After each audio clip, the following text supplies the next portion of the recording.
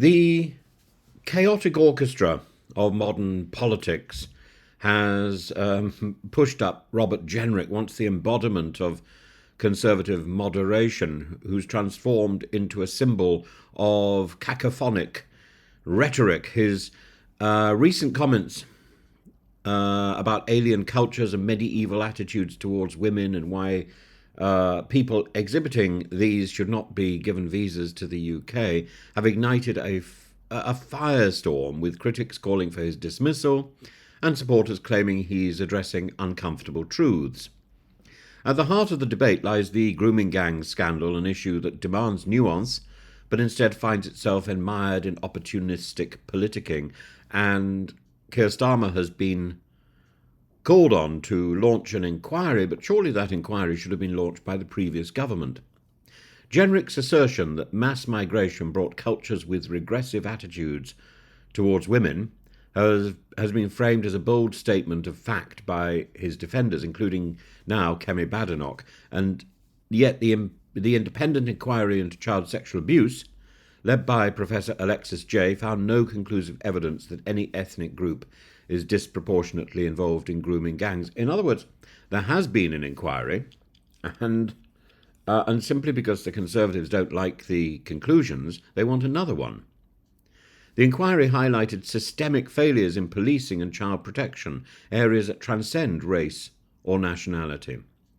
And the 2020 Home Office report also concluded that group-based child exploitation offenders are commonly white.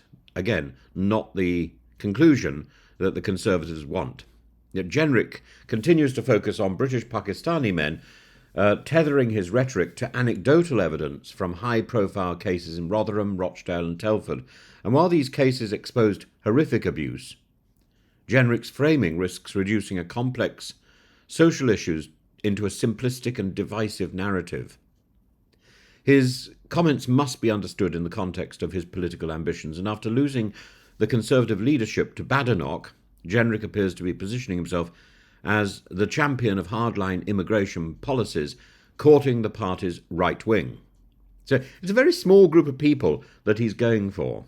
His language describing immigrants as coming from alien cultures echoes the rhetoric of figures like Nigel Farage or even Marine Le Pen, rather than the urbane image he once projected.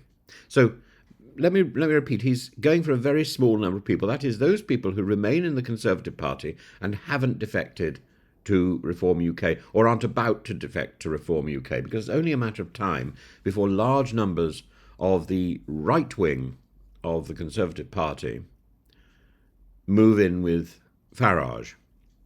I think it's only a matter of months before we start seeing major MPs crossing from one party to the other. That will literally decimate the Conservative Party. Decimation was a Roman punishment, which I think was first reintroduced in the Republic by Kraos, because he wanted to establish that he had military control and military authority, and he wanted to send a signal to the rebelling Latins that he meant business. And so he decimated his troops, which meant that every 10th soldier was singled out to be killed by by the other 9 of his colleagues, to be clubbed to death. And it was random. Great veterans were singled out in the same way as novices. And it must have been a bloody and horrific spectacle. That is what it means to decimate something. It doesn't mean to ruin it. It means to take every 10th person and kill them, or every 10th person and remove. So it's a removal of a 10th of the sitting group. Now, if you decimated the Conservative Party now, that would probably leave it in a position where it was no longer big enough to act as the official opposition. It would almost certainly make way for the Lib Dems or for a Lib Dem SNP coalition to edge in and become His Majesty's official opposition, leaving the Conservatives out to dry and leaving Reform UK, which thinks that it could become the official opposition, still with insufficient numbers to really be more than a fringe party. It doesn't matter how many votes it garnered in the general election. It may have got a great deal, but while we still have a first-past-the-post system, it's a fringe party. It's an almost insignificant party in Westminster. It's a small party, and we have to keep saying this. Back to Badenoch. Badenoch's defence of Jenrick as someone willing to have tough conversations reflects her own leadership style, one that prioritises unvarnished debate. And there is a sneaking suspicion that Jenrick was put up to this by Badenoch as some sort of stalking horse.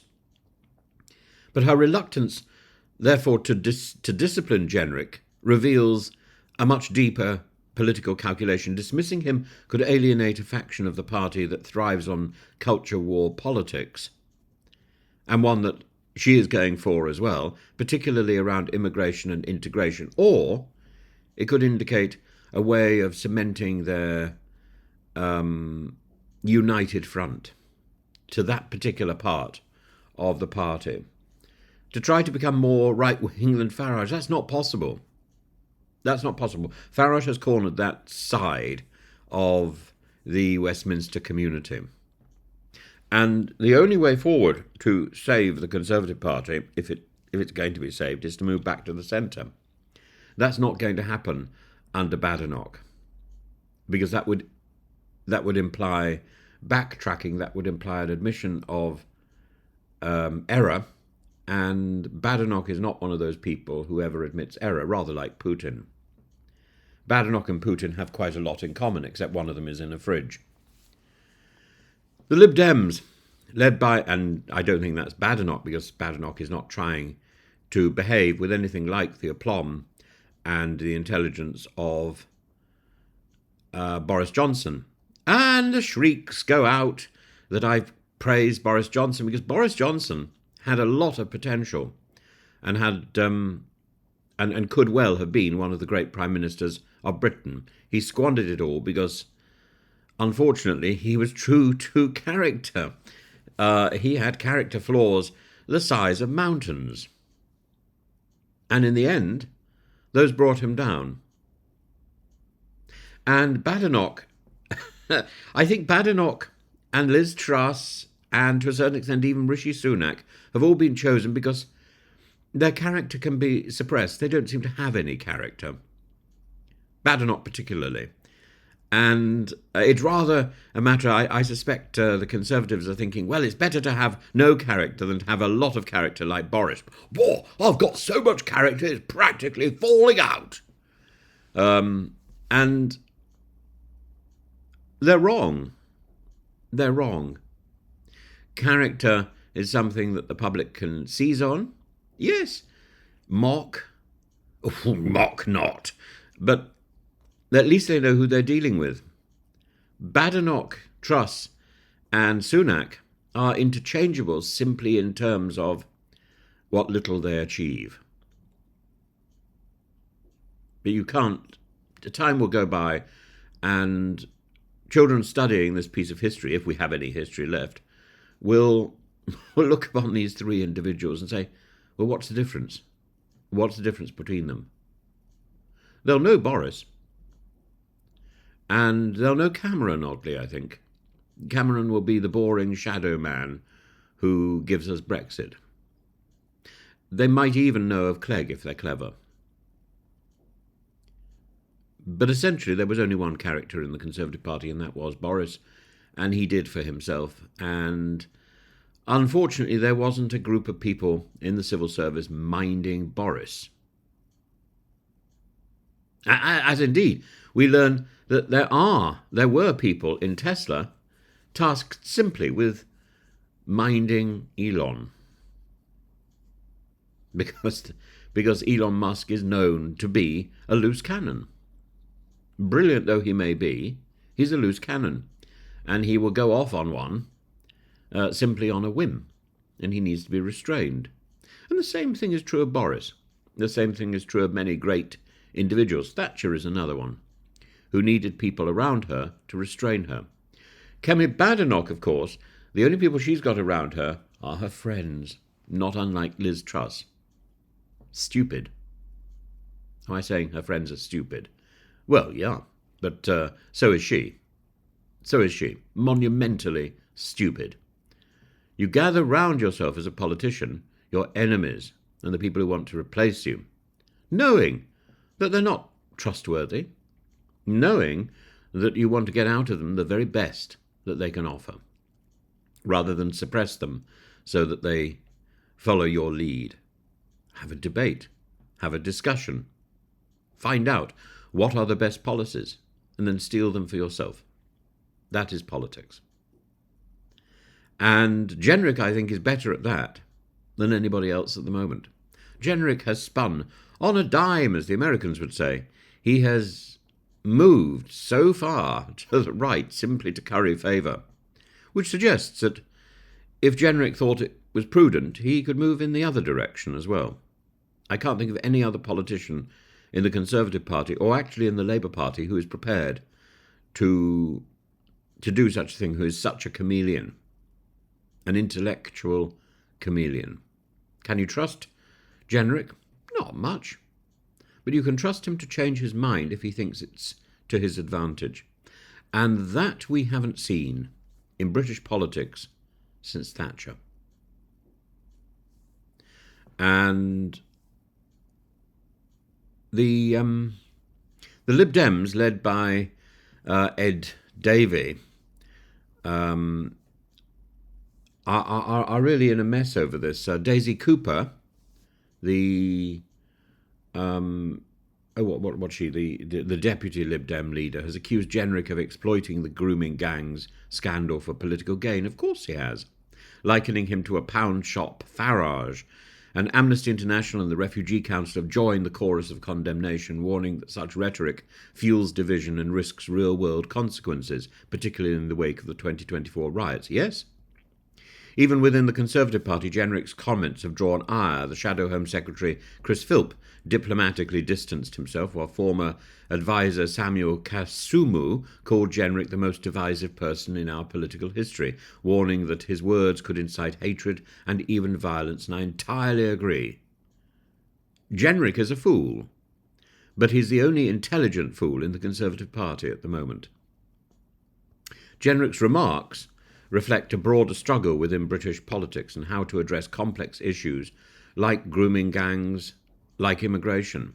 And the focus on immigration as the root cause oversimplifies a problem rooted in institutional failure. And I'm sure Jenrick is running around the sitting room screaming with delight, I've managed to reconcile these two issues. It shifts accountability away from the authorities who failed to act, whether out of incompetence, political correctness, or fear of community backlash, onto entire communities.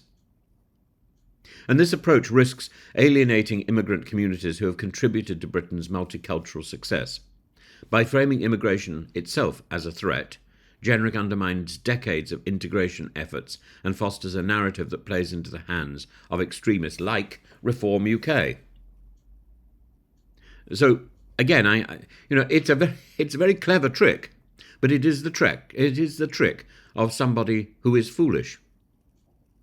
But as I say, Jenrick is capable enough of performing another trick and going in the other direction. I hope he does, because at the moment I don't see very many other people waiting in the wings capable of taking over from Kemi Badenoch other than Jenrick.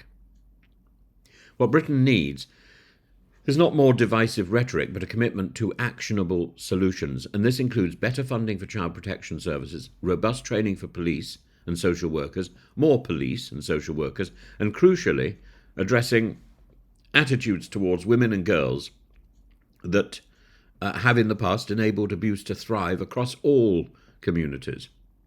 That means when somebody comes to the police station or reports an incident, they should be taken seriously. And that requires proper policing.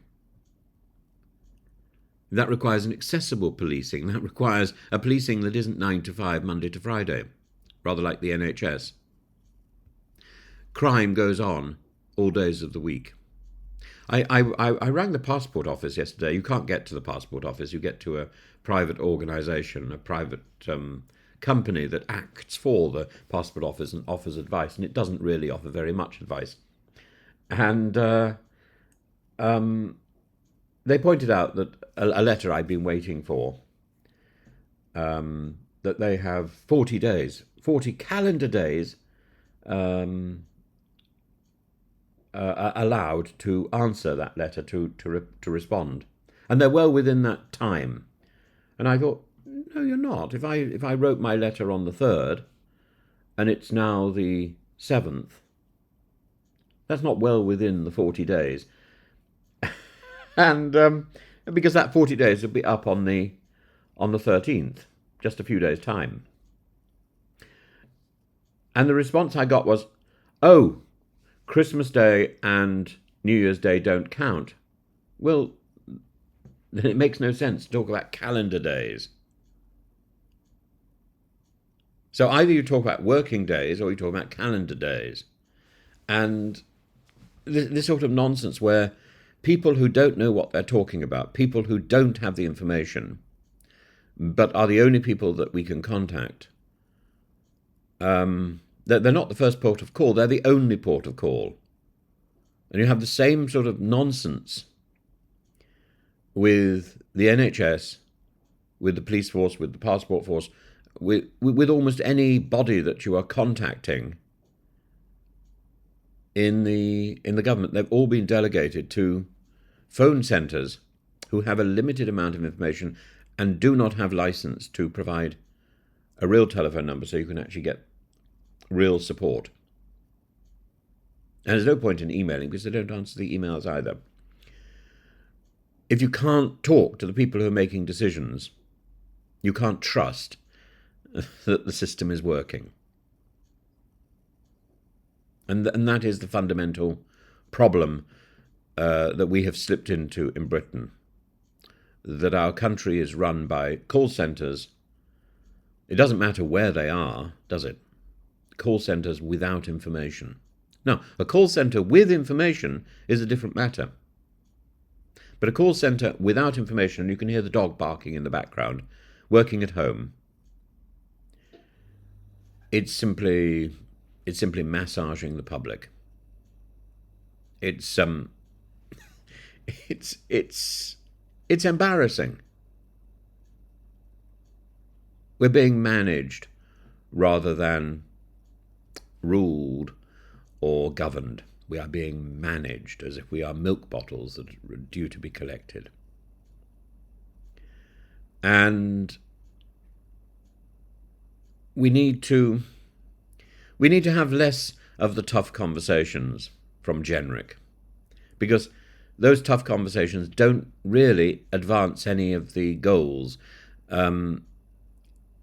It simply fuels this culture war, and it distracts from the fact that we have a lot of broken systems that need reform.